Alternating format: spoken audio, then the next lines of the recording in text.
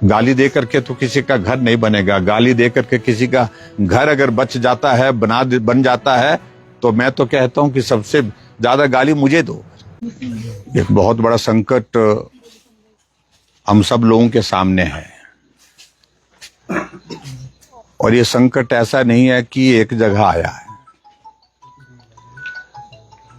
एक तरह का ये संकट पूरे प्रदेश भर में आया है, और प्रदेश से बाहर भी आप देख रहे हैं कि चाहे वो उत्तराखंड है, चाहे वो जम्मू कश्मीर है, अब तो पंजाब भी बचा नहीं है।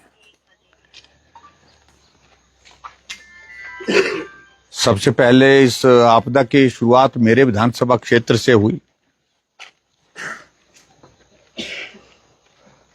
और वहां एक रात में 29 लोगों की जिंदगी चली गई है। अभी तक मेरे विधानसभा क्षेत्र में 33 लोगों की मौत हो गई है। 8 लोग मिले और बाकी की अभी तक तलाश जारी है। मिलने की संभावना ना के बराबर है। और मंडी जिले के अंतर्गत तो उस दिन जो है वो एक रात में 42 लोगों की जिंदगी गई।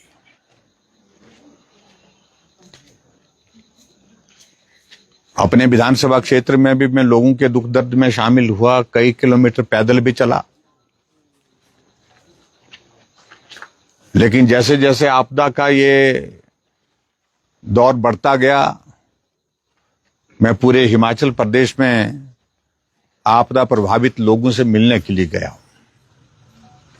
आज मैं अगर यहां पर पहुंचा हूं, मैं 15 घंटे की लगातार यात्रा सफर करने के बाद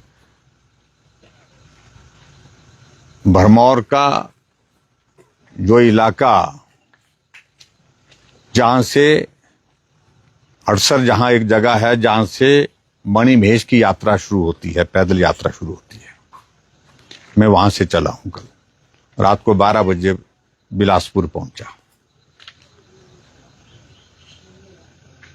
यहां के हमारे साथियों की ओर से, लोगों की ओर से बार बार आग्रह आ रहा था, विधायक की ओर से भी आग्रह आ रहा था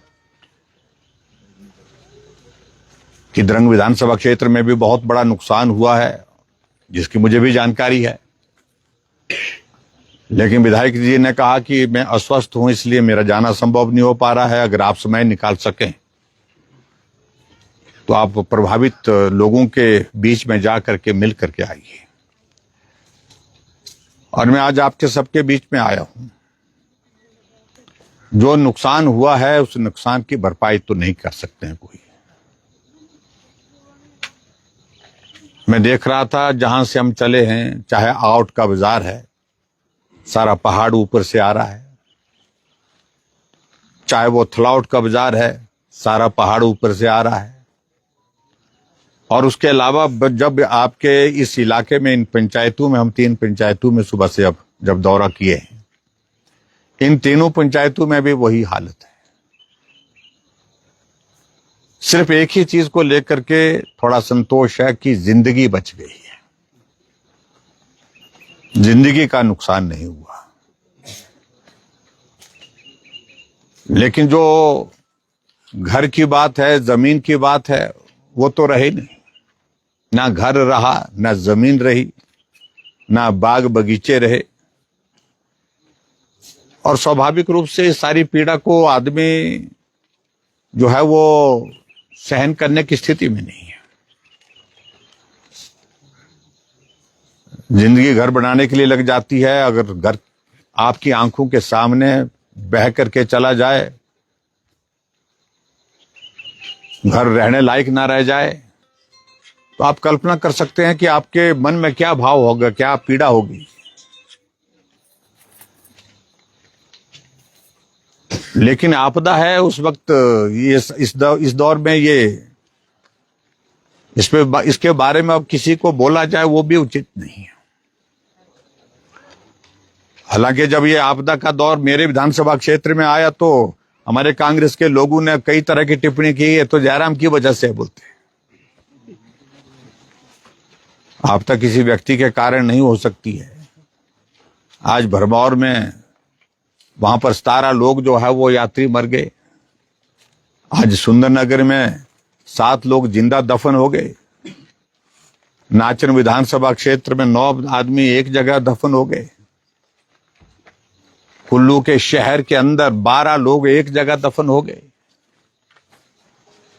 आपदा आपदा है, राजनीतिक भाषा नहीं बोलनी चाहिए। अभी विधानसभा का सेशन भी चल रहा था, तो विधानसभा के सेशन के दौरान भी मुझे इस बात को अफसोस है कि वर्तमान हिमाचल प्रदेश की सरकार का मानवीय दृष्टिकोण ही खत्म हो गया। एक स्वर में 2 लोगों को कोसते रहे, मोदी जी को और जयराम को। गाली देकर के तो किसी का घर नहीं बनेगा। गाली देकर के किसी का घर अगर बच जाता है, बन जाता है, तो मैं तो कहता हूं कि सबसे ज्यादा गाली मुझे दो। इस वक्त नुकसान हुआ है लोगों का, और इस घड़ी में लोगों की मदद करने के लिए सरकार को निकलना चाहिए। और मुझे मालूम नहीं यहां कितने लोग आए होंगे, सरकार के लोग आए होंगे, और हमारी पार्टी का मैं दिल से धन्यवाद करना चाहूंगा। प्रदेश के अंदर से तो मदद की, देश के अंदर से मदद आई। योगी जी ने मदद भेजी, स्टेट गवर्नमेंट को भी 5 करोड़ रुपए उनके खाते में डाले, और उसके बाद 50 ट्रक सामान के भेजे हैं चंबा के लिए। हरियाणा के चीफ मिनिस्टर ने 5 करोड़ सरकार के खाते में डाले, और उसके बाद दर्जनों ट्रक जो है हिमाचल प्रदेश में मदद के लिए भेजे। असम के मुख्यमंत्री जी ने 5 करोड़ सरकार के खाते में डाले, और उसके बाद ट्रेन भर करके सामान जो है हिमाचल प्रदेश में आपदा प्रभावित लोगों के लिए भेजा है।